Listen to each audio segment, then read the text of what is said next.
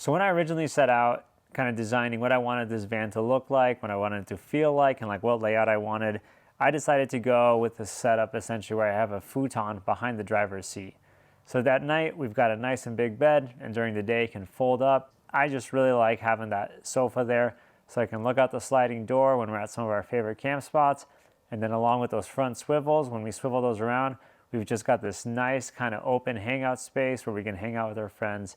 And that's just something really nice, I think, to have in a van. But that meant making a futon. Now there are a ton of futon designs out there. Some of them are RV specific. Then I've seen people adapt kind of household futons into their van. But all the designs I could find and all the products I could find, about the minimum they came out from the wall was about 36 inches. And a lot of them required upwards of like 42 or 44 inches total. And that would have just eaten up a ton of floor space in this van, and I didn't want that. So I decided to make my own. At the top of a whiteboard here in the shop where I started sketching out some of my original ideas for this futon, I actually wrote down 3 factors I could not give up if I wanted this futon to work well. First up, I had something I wrote down as dog access that we'll talk about. Then I wanted it to be narrow so it didn't eat up too much of the floor space when it was folded up. And finally, I wanted it to be simple. Of course, there was 2 other criteria here. First one was obviously that it had to function as a bed, and the other is that it had to function as a sofa. So we basically had 5 criteria that this bed needed to fulfill, and obviously it was going to be a compromise. It couldn't just be perfect in all of these. All right, so let me demonstrate how the bed works, and then we'll kind of talk about those 5 criteria I set out to do. First thing, you got these 2 bungees against the wall that hold the backrest. You got to undo those. Once that's done, you push this in slightly, and you can lift, and then the whole thing just slides out. From there, you slide out this extension, push the mattress over, and then this flops over. And that's the entire process to deploy the bed. Then to put it back up is essentially the reverse. You flip this over, pull a little towards you, retract this piece, and then it's just one motion. Comes up, you reset it in there, and then you've got your 2 bungees. Now, with that, let's talk about those 5 criteria that I had discussed at the start. Up first, dog access. Now, when we're sleeping at night, the dog's bed usually kind of goes over here in the kitchen. But you know, there'll be times when we're like up watching a movie and then we want to just let the dog out. Or, you know, I'm sure there'll be times when he just wants to go to the bathroom in the middle of the night. And even though this happens probably less than once a month, it's just nice to have some kind of way to get him out of here quickly. So by essentially using this like thirds bed system, we can just simply pick up that last little mattress portion, push in the wood piece, and then he's got a little hallway he can walk through to get outside. And then it just takes a couple seconds to make that little transition, and then that way we can get him in and out. So I feel like the dog access thing, for the occasional times we do need to get him out in the middle of the night, it works great for that. In terms of being narrow, as I had stated earlier, I didn't want some kind of futon system that stuck out, you know, more than halfway across my van. So this thing actually sticks out only 26 inches from the wall, which is basically perfectly in line with the driver's seat. I think that this is just about the perfect amount of floor space to take up. We've got plenty of room to hang out. If both of us are using kind of the floor space in the van, like one of us is cooking or when we're like changing or something, it doesn't feel like we're standing on one another. And I think that's just a great thing about having a futon that pushes this close up to the wall. As far as simplicity, you know, the goal is always to make a simple end product that you're using, even though at times that means it's a very complicated thing to build. So at the end of this video, I'm going to come back and talk about quite a few of the build details, about some of the woodworking, some of the brackets, some of the just like the mechanical operation of this thing. A lot of these things were a real head scratcher to kind of figure out how to build, but hopefully by giving you some details, it'll, you know, maybe help you try to build something similar if that's something you're interested in. And as far as the actual simplicity to operate it, we're going to come back and talk about that, and I'll try to just kind of paint an honest picture of what it's like to use a bed like this or really any convertible bed in a van. Now, as far as the actual sleeping on this thing, I think it's great. When it's pulled out, this bed measures 53 inches across and is 72 inches long, which is essentially almost exactly a full bed. Technically, I think a full bed is 54 by 74, but this bed is plenty big. It's nice and spacious. And then one of the complaints in the old van we had is that there was a seam in the mattress. And in this van, you know, it's essentially a seamless mattress. There's no seam at the top. And I'll give some details on how I built this mattress, how it's got this hinge in here with the foam, but how it can continue to be continuous, because that was about the limit of my sewing abilities. So there'll be more details about that towards the end of the video as well. And then in terms of actual sofa mode, compared to like a regular household sofa, I don't think this thing is, obviously quite as comfortable. You're sitting up a little bit more upright. The actual platform is quite a bit higher. My feet aren't dangling, but it's not like a lazy boy kind of recliner feel. But for me, this is plenty comfortable. It doesn't look the best. It's got a little bit of this wood showing here, but that was just some design parameters. This is just the size the mattress had to be able to fold over like this while having the electrical components start underneath this. I couldn't make it any lower. So this was kind of the best compromise for like a sofa bed, along with all those other parameters I've mentioned. Now let's go back and talk about simplicity, because as I demonstrated, this can look like a really simple system, but the reality is of any bed you're going to be traveling with, bedding, I find, is the thing that always gets in the way.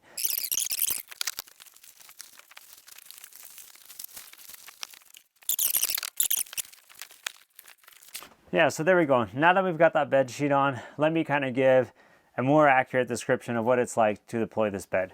Now the bed sheet, it looks a little weird with this pulled around like this.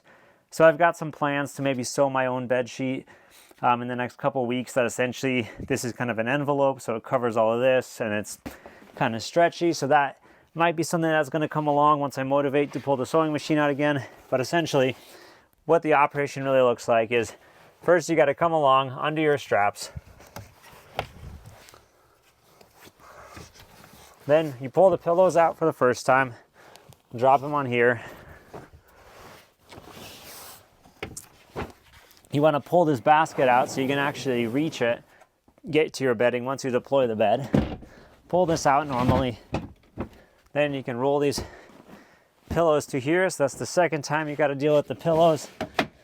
You scoot this over, flip this over. Then the pillows can go into position. The princess gets 2 pillows. Then you pull your sheet out.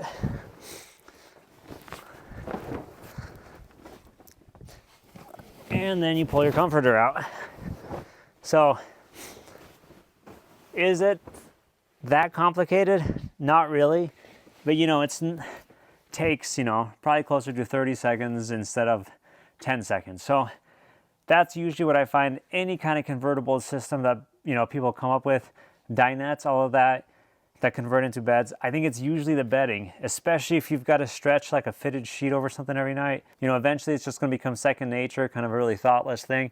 But at this point, being new to the van, there's a lot of little steps to get all of this to just work out correctly. So I often find that it is the bedding that, even if a bedding system even if a bed system seems really simple to use, you've always got to make room to put that bedding somewhere. And usually you spend, I'd say, 75% at least, arranging it so it's ready for bed. So, yeah. So now I'll just fold this up, and to undo it is basically the reverse. You got to stuff your sheet in your basket. I think eventually we'll go to like a cotton, or a down comforter, because this one's pretty bulky. The sheet can just go in there too. Then you got to pillows once, pillows twice.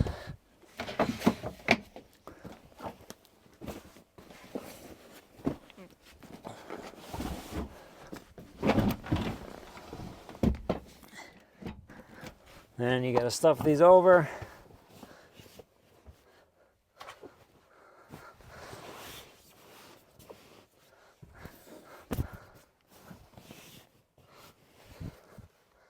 And then do the bungees, which keeps them pressed in there.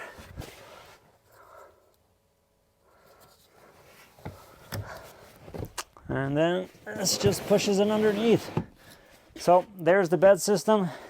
This hinge, which we'll talk about in a sec, helps to kind of pat it over a little. But yeah, so I think I'm fairly happy with this bed system. Everything's a compromise. It can't do everything. If you want super simplicity, just have a non-moving bed. But if you want floor space, then you're going to have some moving parts. And that's just kind of the reality with vans. It's a small space and you just got to utilize it as well as you can. All right, so as we talk about kind of the nitty-gritty of how this bed works, maybe a good starting point would be to demonstrate the motion of this bed without the mattress on, so you can kind of see what's happening. So when this pops out, that pops out of these pins, then we lift that up and it just falls down. Then kind of register it in the pins. We'll talk about those in a second. that's the mattress, you know, kind of 2/3 of the way done, and then this last part slides out like that. So that's the entire mechanism there. Quite a few wood pieces. As you can see, we've got an extra wood member right here so that that load is right on the edge of the bed there. And then this bar right here, when we go to retract this, settle that in, that actually also puts weight right on the edge of that frame there. So that kind of helps to make sure that the weight, you know, that's like basically reducing the span that would have to support that weight, because we've now got a support member there in the middle. So that's kind of the motion of it without the mattress. So now let's talk about a few more details. So one of the things that took probably the longest time for me to conceptualize is these little metal brackets right here. Now these are incredibly simple looking. There's just 2 screws that hold them on right here. And then on the back side of this, we've actually got a little metal pin. And these are just incredibly simple. The amount of time it took me to, you know, come up with these, it was pretty embarrassing. But I had all sorts of different ideas with like little tracks on the bottom here to hold this, some kind of roller systems. But in the end, this was just far and away the simplest solution. So I'm really glad I came up with this. So the functions this has is when the bed is in the sofa mode and that pin is registered right there, you know, this plate prevents the bed from sliding out. And then that pin, since it's registered in it, even when we're going over bumps, there's just no way that this can bounce upwards. As well, to actually push the bed this way, as I showed with the pillows behind the bed, that provides quite a bit of resistance. So I don't think, there's essentially no chance in a realistic scenario that this is going to bounce out of position, because there is a worry that if this bed deployed as we're driving, you know, that could kind of hurt our dog. So anyways, that's the function of that when the bed is upright. And then when we go to deploy it into bed mode, you know, as we lift up over this, as you see, I've got a track cut on the other side there. So this can come along and essentially ride in that track for most of the motion. And at the very back of it right here, and as this comes to register, there is another slot cut in the back of that, so that when it is fully pushed out, that pin registers into that slot as well. Now, the reason those pins registering in those slots when the bed is deployed is important is after having basically built this whole linkage, I found that with this extra extension here, since the pivot point essentially then becomes the bottom of those legs, I found that if you put a lot of weight right here, this could actually cause this middle hinge to try to lift upwards. You know, it was essentially cantilevering it. And although, like, you know, as a person, even if you just naturally sit down on the edge of this bed, you know, your weight is going right here. It's pretty rare with the weight of the mattress that you would be putting that much weight on the edge here. I didn't want that lifting up just in case. So with those pins registering into the wood there, it also prevents the upward motion when the bed is deployed. So coming up with those little metal brackets, I'm really happy I did, but it did took some head scratching. All right, so now we've got this bed back kind of tilted forward so we can get a better look at all what's kind of going on with these plastic brackets so this thing can slide well. First off, on the sides here, we've got these UHMW strips, both kind of on the horizontal and the vertical plane. You can see them over there as well. So most of the bed weight is actually riding on those, but along the back wall here, we've got these kind of curved brackets that then transition to some vertical strips. Now, if you look at the back of this bed part, I had originally hoped that just using wood was going to, you know, have little enough friction or be slippery enough for this to work, but it didn't. So my first iteration was I actually had 5 of these little gray UHMW pieces inserted, but that still was causing some friction. It was working about half the time. So eventually I had to just kind of commit to end up cutting in these little plastic brackets that have these little, I think just 1-inch plastic rollers. These are actually some mini garage door rollers that I picked up for a project a long time ago. And I had some left over. So now we've got 3 rollers, one there, one in the middle, and one over on this end, so that these two, they're not really serving much purpose anymore, but you know, I had already installed the 5 brackets and the 5 pieces on the wall, so had I committed to the rollers at the start, that probably would have been a little easier. But the way this works is when this is actually flopped over, if we look at this one, essentially the roller, as this is traveling upward, engages with this vertical strip, But when the bed is actually deployed, the weight is not resting on these rollers. I think in the long run, they're just not really rated for the capacity of probably human beings.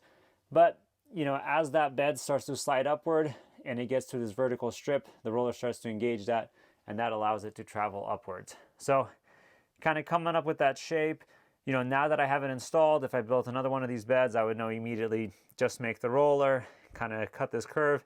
But I feel like I went through quite a few iterations trying to play around with a better curve, trying to see if I could get away with just wood, then just the plastic, and eventually having to use the little roller brackets. So that took quite a bit of finagling as well. And that's about all I really wanted to say about this bed today. I had originally wanted to build this thing out of aluminum, out of 1/16 inch, like square wall tubing or square and rectangular tubing, but the welder I have, it starts to do pretty well at about 1/8 inch and thicker. And at that point, the weight savings would have been negligible because this whole kind of structure weighed about 43 pounds. And I think I calculated it out. I'd be maybe like 36 to 38 pounds. And I think 80-20, I'm not honestly that familiar at working with 80-20. I've never seen the advantages of it. I probably could have used a few less members, but again, the weight savings wasn't going to be significant. And I just feel a lot more comfortable with what I'm able to do with aluminum. And I feel like, my little metal bracket systems, that solution would have not worked with aluminum. So I'm really happy with how this came out. I've got a little more footage that I'm just going to include now about some of the woodworking and some more details about that I took while I was assembling this. So that might just give you a little more details about what kind of joinery I like to use and some other small details. So hopefully you find that useful. But this is kind of the end of kind of the scripted out part of this video. So I hope you enjoyed it, and I hope you got some good ideas. And as always, thank you for watching. One of the first things I'd like to point out is this is actually made using wood taps. You can buy these specially for wood. They cut a little different than metal taps used in wood, but on a species like maple here that we've got, I think they just have a tremendous amount of holding power, like a surprising amount of holding power. And these are just M6 screws, or about 1/4 inch screws. And that's what I'm using to attach the little metal brackets that are, fairly critical to the function of this bed. And then just a little bit of detail about these brackets I'm using here. I had originally tried to make them using some copper so that it would look nicer, but this is the copper I had laying around, and it just wasn't strong enough. It was bending, which is kind of the forces of operating the bed. So I bought some stainless steel flat stock. These are just some like headless shoulder bolts, they're called, but really they're just like studs that are half threaded. I ended up adding a little chamfer to this just so that this would register easier into the little holes it has to slide into. And then these nuts on the outside, I just had some exposed thread here. And these nuts aren't really necessary because this was actually threaded in the stainless, but I did end up putting those on there just kind of for aesthetics. And then I've just got a couple bolts that hold these on.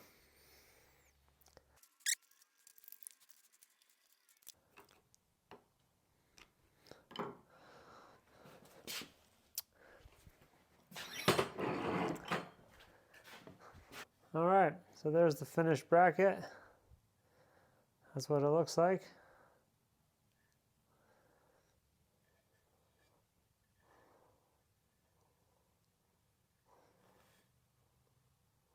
All right, so a few days earlier here, everything is now painted in the paint cage. So I thought a helpful thing to do would be to go through, we've got two kind of pieces that mate together right there.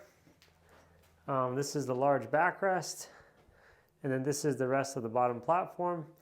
So I thought it would just be good to kind of cover each of these pieces separately, kind of point out some details and exactly why, each little piece of wood is installed in these as it is. And I think that will kind of help to kind of demonstrate exactly how this thing functions. All right, so this is the backrest portion we've got on the workbench now. It's fairly simple. All of these are made using half lap joints.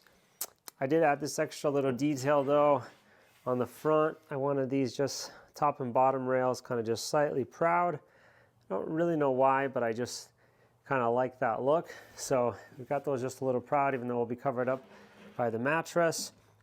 This bar is actually right here because when the bed is flat, this is actually flipped over, and this will rest right on the edge of that electrical box there. So that just helps kind of, instead of having all the weight supported way out here, it adds just one more support rib a little closer so you're not spanning as large of a gap.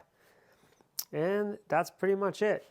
Now I'm going to install these little end brackets here, And that's maybe about the only complicated piece, is these little cutouts for these little brackets that I've got made. I've actually got two different kinds of brackets here.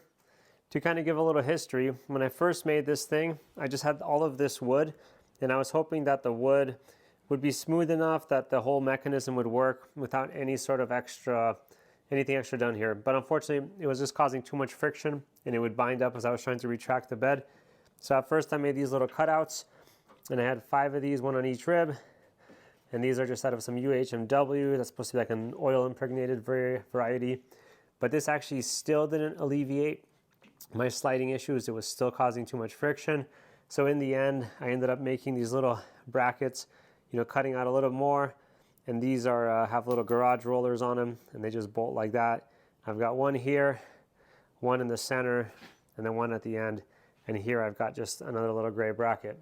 So this is the next portion, which is actually the part we sit on the bed, except right now it's flipped over. So let's look at a few details here. First off, there's this piece of wood here, this piece of wood here. This is only here so that when the bed is in the upright position, this is actually sitting right on the very edge of that electrical box. So again, just reduces the span so that the weight is in the middle here instead of having these slats unsupported. Not sure if it really mattered. These pieces, the reason this has got an offset here is because if you remember, this rides on those plastic UHMW bars, while this sits on top of the electrical box, both of these. So both of these are a little taller. In order to avoid any binding, both these edges have just a very, very minor bevel, just so that as it's approaching the edge of the electrical box, just to make sure it can ride up. When I was testing it, it didn't bind, but you know, there might be some movement or just even a little sagging over time, you know, happens with age. Now, these channels right here, this is what allows that little metal pin to then register in here. But as a result, the pin can ride in here without binding.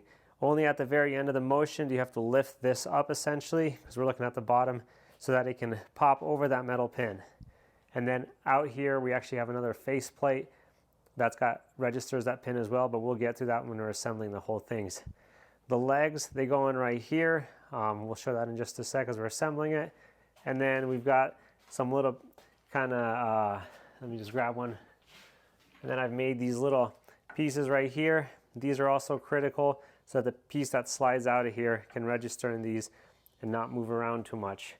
So just a lot of really small details. I guess these are probably considered full lap joints to get these to overlap. And the back is something between a full lap and a half lap. I don't know. Anyways, they're just all notched out. You can see from the other side to kind of get as much glue surface there as possible. Pretty utilitarian construction, but a lot of just like little details to make this work. These channels, they're all burned to hell, as you can see here, and especially from this other direction. But the router bit, I ended up doing this. I actually ended up cutting it after I already had everything glued together. So this was kind of a exciting cut to make, and then I just ended up chiseling this flat. So that's where those pins register. So yeah, this piece took a little more thinking than it might look. Okay, and then the last two pieces are essentially this little front piece. Just some small details. You've got these holes on the front. These are what actually register into those metal brackets again to make this all work. To attach all these slats, these are essentially just mortised or tenoned in here. Mortise and tenons. A couple of them got a little sloppy.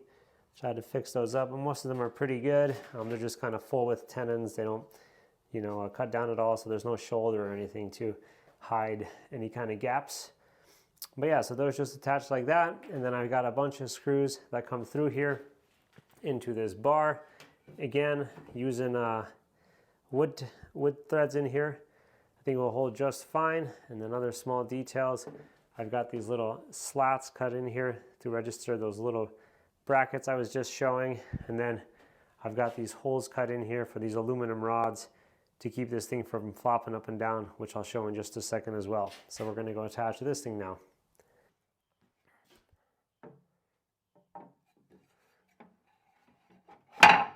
Whoops, that was loud. And one thing I guess I haven't mentioned at all while watching this footage is that basically all of this is made out of a combination of maple and poplar. I'm using maple for basically all the long members, but for all the short slats that are only, you know, maximum about 22 inches long, that's all poplar. Poplar is quite a bit lighter and honestly a bit cheaper as well. So double bonus there.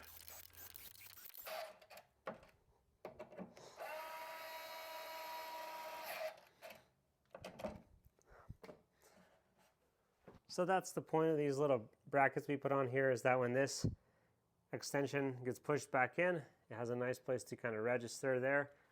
When this thing does get pulled out, that's the problem, is that this thing can flop around.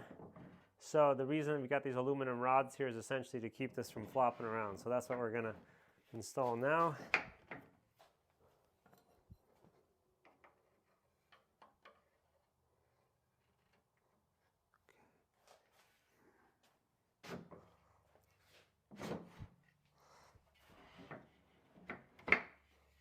Also, for these aluminum rods here, so that this will ride without flopping down, I had first drilled these holes for these screws to essentially, you know, pin these little pieces of aluminum in so they couldn't come out.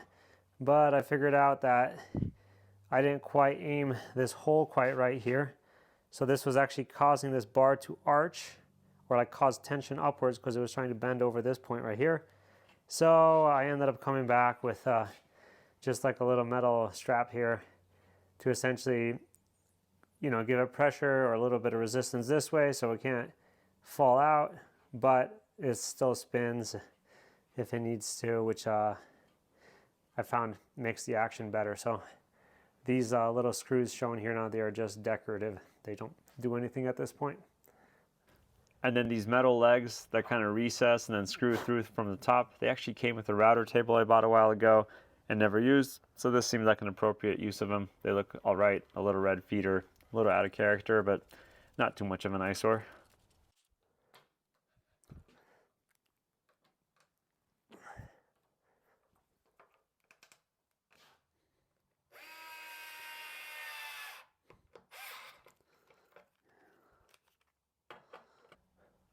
So then the last step was just to combine the two parts of the platform using just a long piano hinge and what felt like an endless amount of screws, but it came together nicely. And then it was onto the mattress. So this mattress is 3 inches thick. The top inch is actually like a latex, natural rubber, natural foam. And then the bottom 2 inches are like a firmer, just regular mattress foam, open cell. And I buy all my foam from the foamfactory.com. I think they have the best prices, and I think if you spend 75 bucks, you get free shipping, which is fantastic for how bulky foam can be. Now that top inch of latex foam, it was basically going to be hinging. Every time the mattress folds, it's going to get folded. So I ended up gluing this cushion cover material from Sailrite to the bottom of the latex between the two kinds of foam.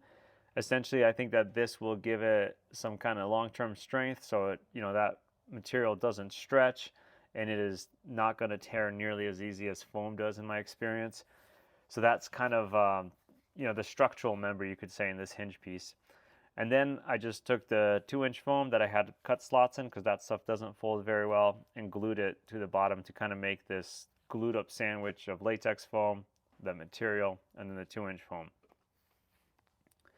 Sewing the actual mattress cover, oh man, I'm not very good at sewing, and wrestling foam in and out of mattress covers can be a real pain in the ass. The black material is just like an outdoor, kind of heavier duty outdoor fabric, and then the gray stuff is actually some of the heaviest duty elastic or stretchy material I could find, because I wanted it to kind of compact a little bit when it is being folded up, but then have the ability to essentially stretch when it's being hinged. So I ended up wrestling this thing in and then putting it in the van, and thankfully it worked great. This would have been a real pain to try to rework. So anyways, that basically wraps up this bed design and this bed construction. So hopefully you guys found that useful. Thank you.